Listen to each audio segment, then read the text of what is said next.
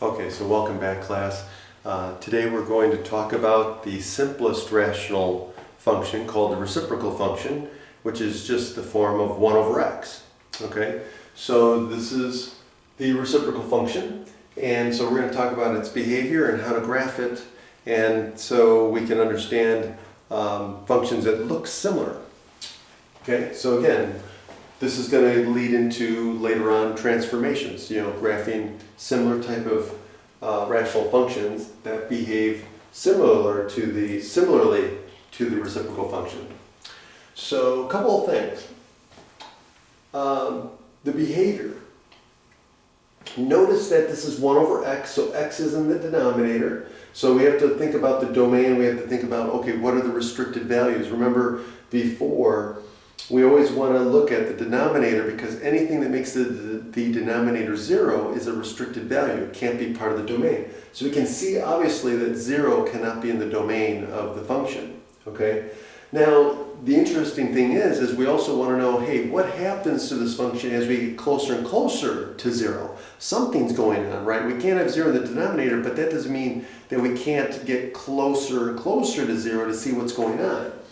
So what we notice is that as x gets closer and closer to 0 on the right side, so on the positive side, what's going on? Okay, so as we are getting closer to 0 over on this side, well, we know that as x gets closer and closer to 0, the absolute value of the function is going to infinity, right? Because as the denominator, see the numerator is 1. Right? And so as we know about fractions, is as the denominator gets bigger, the fraction itself is getting smaller. As the denominator gets smaller, the fraction itself is getting bigger. Okay, so just as a quick example, if we have 1 over 1, that's just 1. And if we have 1 over a half, right? So now we're dividing by half of that. Well, this is going to equal 2. And if we have 1 divided by a third, well, that's going to equal 3. And if we have 1 divided by a fourth, that's going to equal 4, and so on. So as the bottom number is getting smaller, the fraction itself is getting larger. And if the bottom gets bigger, the whole fraction itself gets smaller. Okay? So that's going to help us here decide what's going on. So this is saying, hey, as x is getting closer to 0 on this side, it's staying positive. The number is positive because 1 is positive and this is positive, but we know that this is getting smaller and smaller and smaller, but on the positive side, it's getting closer to 0, and this whole fraction is going to positive infinity. Okay? So as we get closer to the y-axis, it's getting larger, it's going up, right? It's going up to infinity, in fact. So it's doing something like that. Okay? Now what about on the other side, the negative side of 0? Well, again, we're getting closer and closer to 0, so we know this fraction is getting bigger, but it's getting bigger negative. Okay, because we're on the negative side of 0. So what happens is now we're below the x-axis, so we know as we get closer to 0, it's going to go down, like that. Okay, so now let's think about what's happening with the other side. Let's talk about end behavior now. What happens when x gets really, really big, positive or negative? Well, just like I was showing you with the fraction, as the denominator gets bigger, the fraction itself is getting smaller. Well, if this x value goes off to positive infinity, what's happening to this fraction? It's getting closer and closer and closer to what value? 0. So as we get closer, as we get further and further positive, this thing is getting closer to 0. And likewise, if I'm going to the left and I'm getting really big negative, again, this whole thing is getting smaller, but it's getting smaller in the negative direction. So it's still going towards 0, but it's on the negative side. And so if we put both of these things together, we end up with something that looks like this.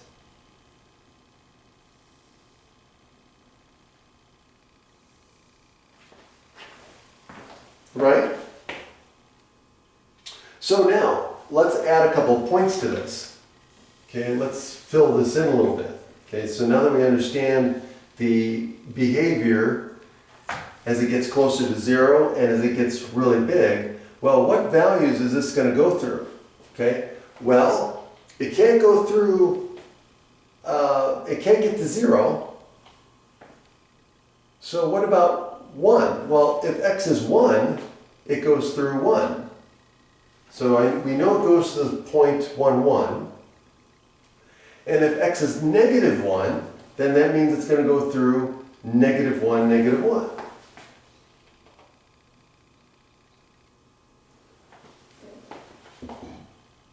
And so if we want to do it a little bit more accurately, we know it's going to do something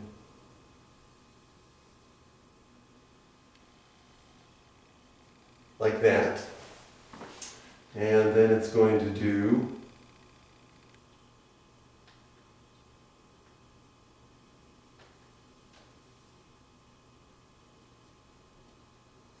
something like that.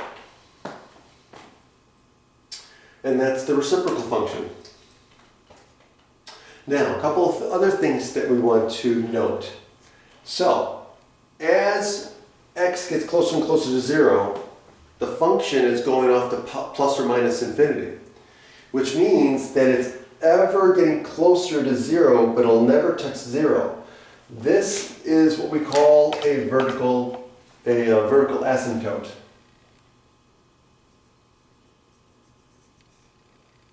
Okay, so this is a vertical asymptote. Okay, it's a line that can never be crossed by the graph. So the graph will get closer and closer and closer to this vertical asymptote, but it can never cross at that point. Okay, that happens at every restricted value in the denominator. So any value that makes the denominator 0 results in a vertical asymptote. In this case, the vertical asymptote is at y equals 0, or excuse me, x equals 0. Now, what about the other side as x gets really, really big positive and really, really big negative? Well, there's also another asymptote because here the graph is ever getting closer to the x-axis but will never cross. And here, likewise, the graph of the function is getting closer and closer to the x-axis but will never cross. And so in this case, we have another asymptote called a horizontal asymptote at y equals 0. And so in this case, we have two asymptotes, a horizontal asymptote and a vertical asymptote. So those are also key characteristics of rational functions that may show up, okay, and are also needed to be graphed, okay? And this will also help us graph these later on when we get to transformations. Okay, so that is the reciprocal function. Now notice that the domain is all real numbers except 0, right? 0 is not in the domain, okay, because you can't have 0 in the denominator. And then the range are all values of y except 0 as well, because of the horizontal asymptote at y equals 0, okay? So in this case here, we have a restricted value in the domain and a corresponding restricted value in the range. And that's it. So this is the reciprocal function. So you add that to your toolbox. Okay, have a great day.